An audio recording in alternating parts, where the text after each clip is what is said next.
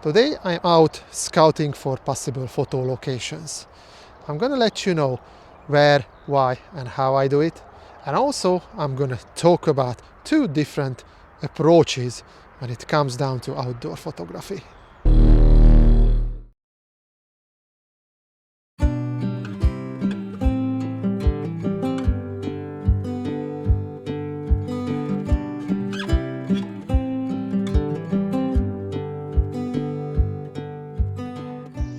There are mainly two methods how you can approach outdoor photography.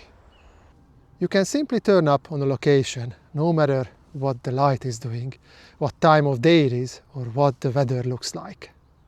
Or you can plan ahead everything by checking the weather forecast, the shooting angles, the possible lighting scenarios.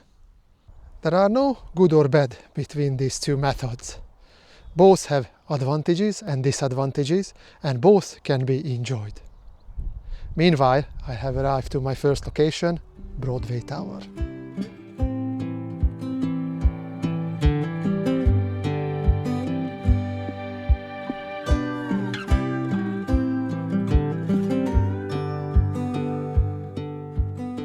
I came up to this location because I wanted to figure out which is the best direction to photograph this beautiful old building from.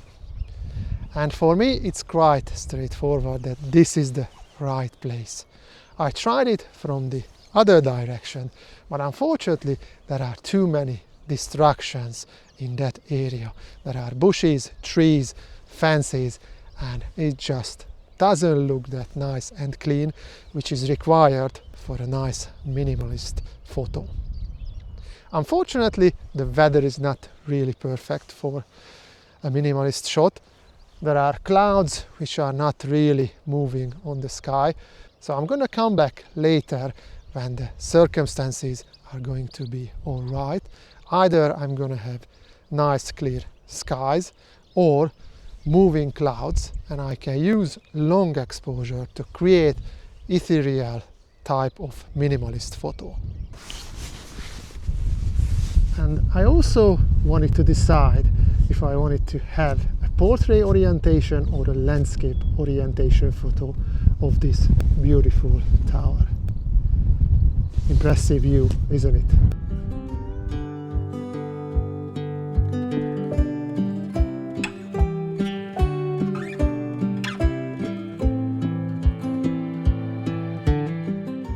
Scouting a location is a very important part of the plan ahead method. It ensures that you can take the best photo when the circumstances, weather and lights are perfect. Okay, it's time to move on now to the next location.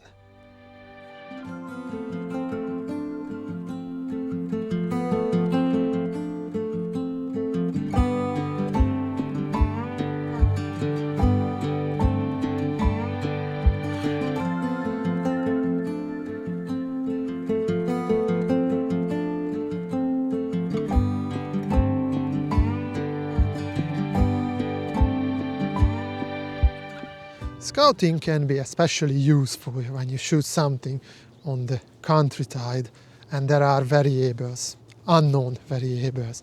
For example, what's the area look like at different times of the year? For example, here at the Chesterton windmill, I have a crop which is probably barley, and at this time of the year it's dark green, which I don't really like. Unfortunately, there is a problem with this windmill, and this is the direction it's facing toward. So as you can see, the attractive side of the windmill is facing to that direction. And unfortunately, there is no options there, there is no path where you can shoot it from that direction.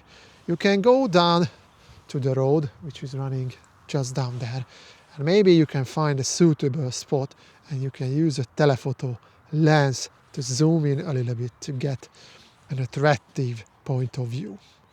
We'll see. That's why I said scouting a location is a really integral part of the planning ahead method.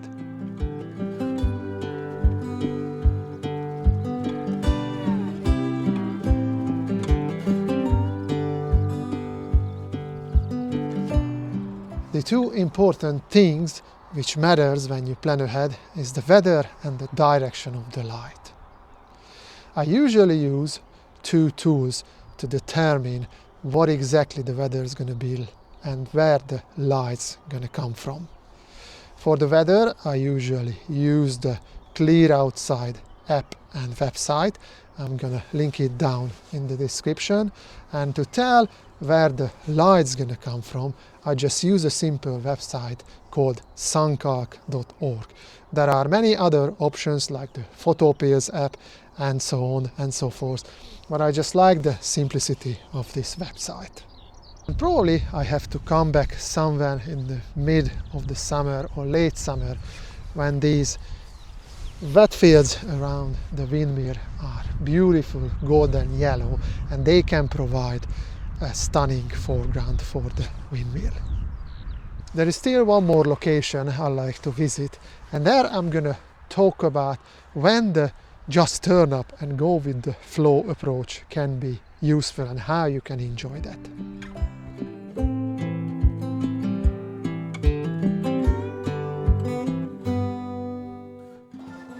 When you plan ahead, the chances are much higher that you can go home with photos which are keepers.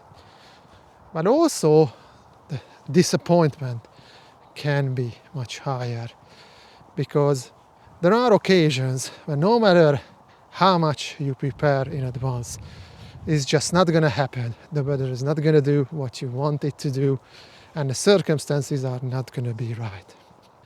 When you just turn up and you go with the flow and you try to get the best out of the situation, then obviously this doesn't happen because the expectations are not that high. And if you can go home with a good photo or two, then that's just the cherry on the cake.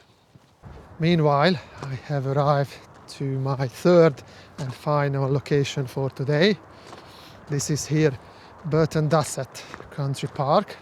And I have this very interesting building, which I think was a windmill once, long ago.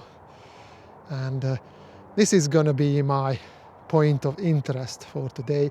I try to scout which direction it would be good to shoot it from and what kind of composition I can come up with to make it look the best.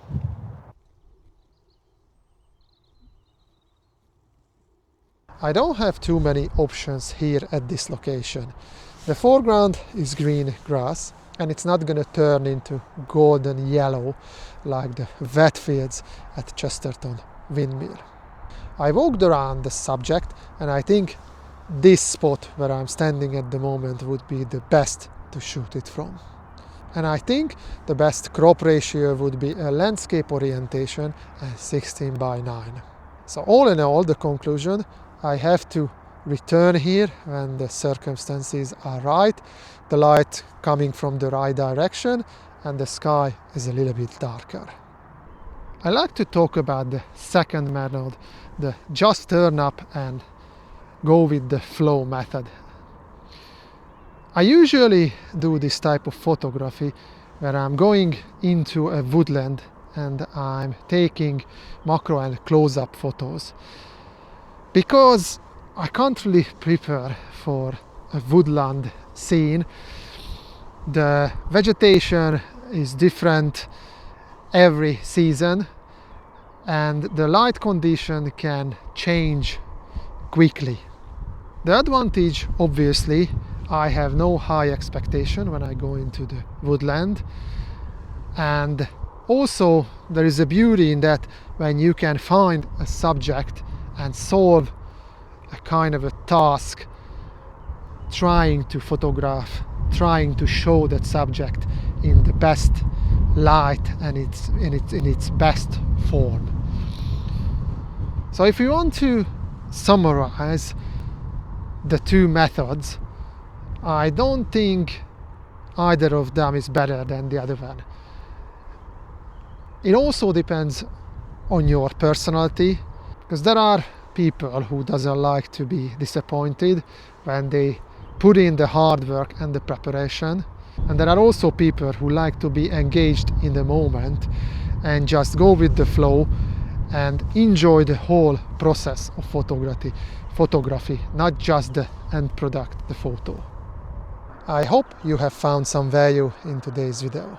If yes, then please don't forget to leave a like down below. And if you have any kind of comments, then feel free to put it down in the comment section. See you on the next one, and may the light be with you all.